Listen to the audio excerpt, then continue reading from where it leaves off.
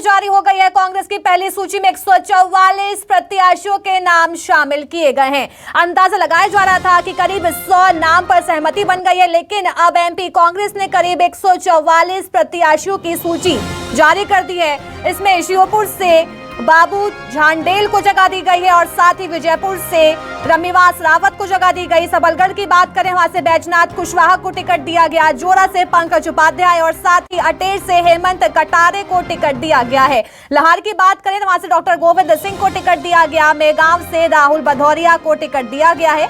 Gwalior rural area की बात करें तो वहां से साहब सिंह गुर्जर को टिकट दिया गया। ग्वालियर ईस्ट की बात करें, वहां से सतीश सिकरवार पर पार्टी ने भरोसा जाहिर किया है। तो वहीं ग्वालियर साउथ की बात करें, वहां से प्रवीण पाठक को टिकट दिया गया। भितरवार की बात करें, लखन सिंह यादव को टिकट दिया गया है। तो वहीं डबरा से सुरेश राजा को जगह दी गई है। सेवड़ा की बात करें, वहां से घनश्याम सिंह को टिकट दिया गया है। भांडेर की बात करें, वहां से फूल सिंह बरैया को टिकट मिला है और दतिया से अवधेश नायक को जगह दी गई है। करेरा की बात करें, जो कि एससी सीट आती है, वहां से रघीलाल जाटव को टिकट दिया गया। पोहारी से कैलाश कुशवाहा को जगह दी गई है। भोपाल से मेरे सहयोगी शब्बीर हमारे साथ जुड़ गए हैं। शब्बीर, इसका बेसब्री से इंतजार था, इंतजार खत्म हो चुका है क्योंकि आज कांग्रेस की पहली सूची जारी हो गई और इस सूची में 144 प्रत्याशियों को जगह दी गई है। बिल्कुल अलीशा, बेसब्री से इंतजार थी और कांग्रेस की तरफ से ये दावा भी किया जा रहा था जैसे ही पितृपक्ष यानी कड़वे दिन खत्म होंगे उसके बाद हमारी तरफ से लिस्ट जारी कर दी जाएगी। और न्यूज 24 मध्य प्रदेश छत्तीसगढ़ बार बार ये दिखा रहा था कि जो लिस्ट होगी वो काफी जंबो होगी और बड़ी लिस्ट आएगी। और लिस्ट देख के ही अंदाजा लगाया जा सकता है, करीब 150 नाम हम बार बार दावा कर रहे थे और 150 नाम के करीब ही आए। 144 नामों पर मुहर लगी है और उनकी लिस्ट जारी की गई है।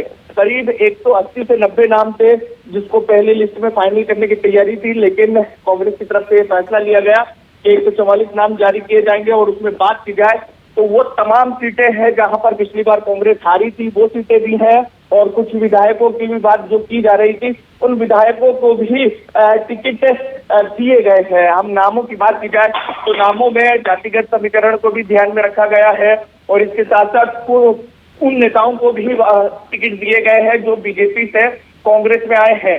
जैसे हम दतिया की बात करें, काफी वीआईपी सीट मानी जाती है मध्य प्रदेश की सियासत के लिहाज से। नरोत्तम मिश्रा यहाँ से विधायक भी हैं, गृह मंत्री भी हैं, उनके सामने नायक को टिकट दिया गया। ये कांग्रेस बीजेपी से कांग्रेस के अंदर आए हैं। और कई हम देख रहे हैं जो सीटों का ऐलान किया गया है, इसके अंदर जो करीबी रिश्तेदार हैं कांग्रेस के बड़े नेताओं के, उनके परिवार को भी टिकट दिया गया है। जैसे महगांव की बात करें तो राहुल भदौरिया जो है कांग्रेस के जो नेता प्रतिपक्ष गोविंद सिंह, उनके भांजे हैं, उनको टिकट दिया गया है। जिसे मैं दतिया का बता रहा था, जो बीजेपी से कांग्रेस में आए अवधेश नायक, उनको टिकट दिया गया है। इसके अलावा ऋषि अग्रवाल, केएल अग्रवाल के बेटे हैं ये, उनको टिकट दिया गया है।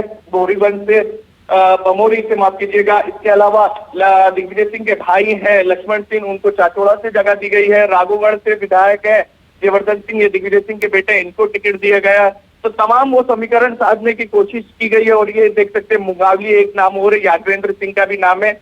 इनकी बात की जाए तो ये भी बीजेपी से कांग्रेस के अंदर आए हैं। नीरज शर्मा की बात करें जो सुर्खी से नजर आ रहे हैं, ये भी बात की जाए तो ये बीजेपी से कांग्रेस के अंदर आए। और कांग्रेस के अंदर से जो लिस्ट देखेंगे तो पूरी कोशिश यही की गई है कि जिताऊ उम्मीदवारों को टिकट दिया जाए। जो बार बार कहा जा रहा था कांग्रेस की तरफ से कि हम कोशिश ये कर रहे हैं कि जिताऊ उम्मीदवारों को टिकट दिया जाए। और अभी की लिस्ट को देखें तो टीकमगढ़ से यादवेंद्र सिंह जो पिछली बार का चुनाव हारे, काफी कम वोटों से चुनाव हारे थे, लेकिन उस सीट से वो जीतते रहे हैं। तो टीकमगढ़ से यादवेंद्र सिंह को टिकट दिया गया।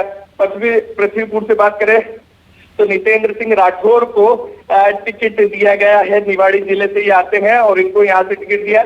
इनके पिताजी की ये सीट हुआ करती थी। ब्रजेश सिंह राठौर यहाँ से विधायक हुआ करते थे, कमलनाथ सरकार में मंत्री भी रहे थे, लेकिन कोरोना के कारण उनकी डेथ हुई थी। बाई इलेक्शन हुए थे, लेकिन बाई इलेक्शन में नितेंद्र सिंह राठौर चुनाव हार गए थे और अब फिर से एक बार पार्टी ने उनको मौका दिया। इसके अलावा खरगापुर की बात करें तो खरगापुर से चंदा गौर को फिर से भरोसा जताया गया। वो एक बार खरगापुर से विधायक रह चुकी है।